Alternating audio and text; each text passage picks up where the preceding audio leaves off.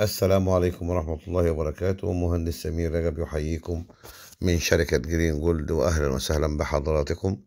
في البداية نبدأ بسم الله والصلاة والسلام على سيدنا نبينا محمد صلى الله عليه وسلم وعلى آله وصحبه أجمعين وسلم تسليما كثيرا إلى يوم الدين. وبعد، النهاردة بنطرح فكرة مشروع العجلات الهولشتاين الرضيعة أو العجلات الهولشتاين ما بعد الفطام. بنقول بكل واحد عاوز يبدأ مشروع حسب هواه. فيه اللي بيختار ان هو ياخد البقرة عشار على طول او على وش ولادة عشان خاطر يبدأ المشروع على طول، وخاصة احنا في فصل الربيع. او واحد بيفكر ان هو معاه مثلا مبلغ 150,000 جنيه، بدل ما يجيب بقرة واحدة ياخد 3 عجلات فطام او 4 بنفس المبلغ، ويبتدي ويجيب معاهم ذكر هولشتاين طلوقة. ليه الذكر هولشتاين؟ عشان يبقى طلوقة، عشان خاطر انا النهارده لما تبقى العجلات عندي في بداية التربية ويحصل حالة شياع عند الوزن 350، العجل طبعا غريزة من عند ربنا سبحانه وتعالى عز وجل، بيعرف البقر وبيروح عليها في التوقيت المناسب. وكده بالنسبة لي بيكون أنا ما عنديش هادر في الوقت، ويكون المشروع بتاعي مشروع ناجح. بنغير الأبقار القديمة اللي هي الأبقار البلدي والخرايط البلدي، لأنها برضو بنكرر وبنقول ليست ذات جدوى. أنا النهاردة هيكون عندي 4 بقرات خرايط بلدي أو 5 بقرات خرايط بلدي، أو حسب ما هو موجود عند كل مزارع أو مربي. ليست ذات جدوى لأنها لا تعطي إنتاج للبن، وبالتالي كمان العجل بتاعها ما بيكونش زي تحويل جيد للحوم.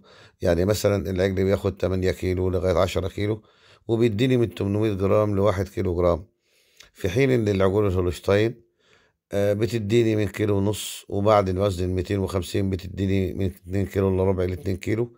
طبعا هنا بتبقى فرق معايا في عامل الوقت وفي الدورة، وبتفرق معايا في كمية الأعلاف المستهلكة، وبالتالي يكون عندي مشروع مجزي إن شاء الله. بالنسبة للعجلات الهولشتاين الرضيعة، طبعا بتبقى عمر 100 يوم اللي هي الفطام، أو 120 يوم، وبالتالي إن هي بتقعد حوالي زي سنة عند المربي. وفي الحالة ديت بتكون عجلة جاهزة للعشار. لما يكون معانا عجل ذكر طلوقة وانتخبوا عجل كويس يكون جيد ويكون جسمه وافي، يعني فارق عن زمايله اللي في نفس العمر، عشان طبعا ده بختاره على أعلى مستوى. وبسأل هل العجل ده الأب بتاعه خصوبته عالية أو إيه بالظبط مواصفاته، عشان خاطر أكون مطمئن وأنا باخد الحاجة. طبعا الناس بتسأل ان العجلات او الحاجات العجول اللي عندنا هولشتاين بيور الماني. السؤال ده ليس في محله لسبب، لان احنا محطة انتاج البان، وطبعا محطة انتاج الالبان لا تبت بصلة الى الابقار الخرايط البلدي او البلدي، اذا كان احنا بننوه وبنحذر من ان احنا عاوزين نغير العجلات او الابقار الهولشتاين او الابقار البلدي او الخرايط البلدي، عشان خاطر طبعا انتاجيتها في اللبن الاقل، والعجل البلدي التحويل بتاعه أقل. فالنهاردة أنا العجل البلدي أو الخلايط البلدي هتفيدني بإيه؟ هتديني مثلا 20 كيلو لبن؟ طبعا ده مستحيل. يعني هي جابت 5 كيلو 7 كيلو 10 كيلو أقصى حد تبقى ممتازة جدا، وبالتالي هي ملهاش أي علاقة بمحطات إنتاج الألبان. أنا عاوز بقرة، يعني نفترض والواحد يطمح في كل ما عند الله إن هي تجيب لي 100 كيلو لبن، ما تجيبليش 10 كيلو ولا 5 كيلو. وطبعا الأبقار الهولشتاين الموسم الأول بتدينا من 28 ل 30 كيلو لبن، وطبعا الكلام ده معلوم للجميع، الناس اللي هي بتربي الأبقار الهولشتاين، وحسب الرزق. وطبعا وكل واحد ورزقه عند الله سبحانه وتعالى مكتوب ومحسوب، بس احنا بنقول على الحقائق الثابتة.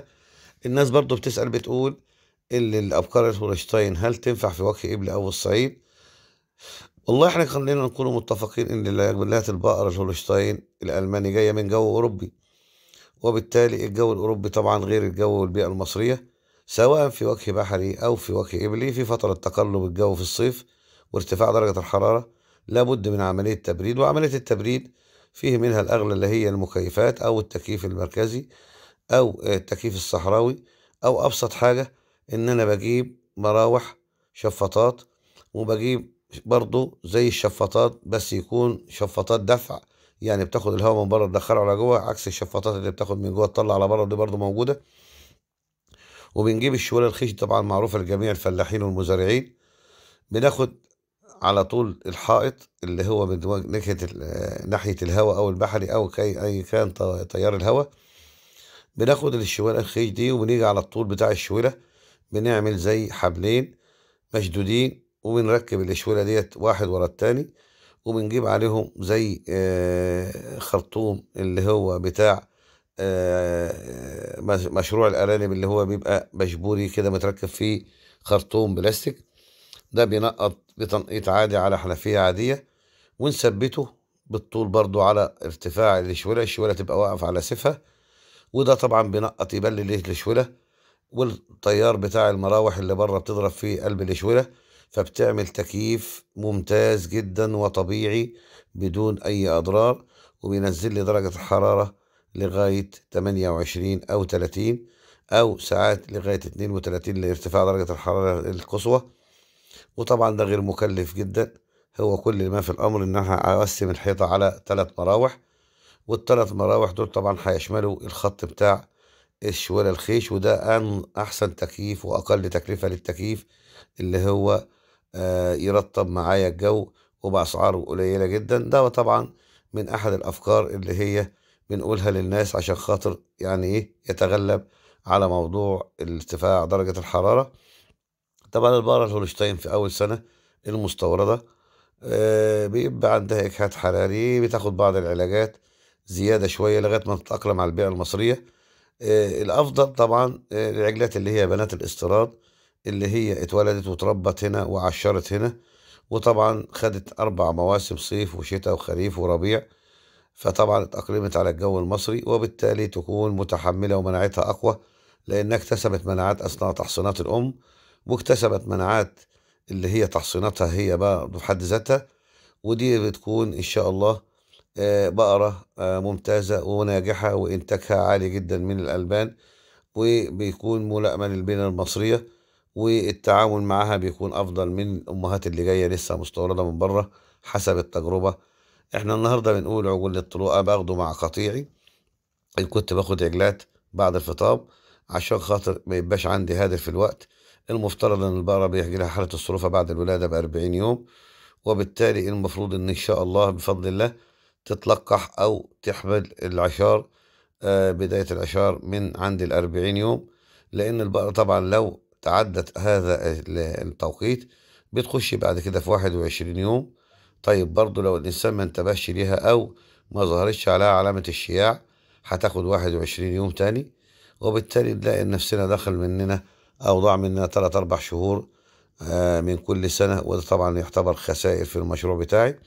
أما لو في حالة وجود عجل طلوقة، العجل طبعا من عند ربنا سبحانه وتعالى غريزة بيعرف البقر، وبروح عليها في التوقيت المناسب وبيلقحها، أو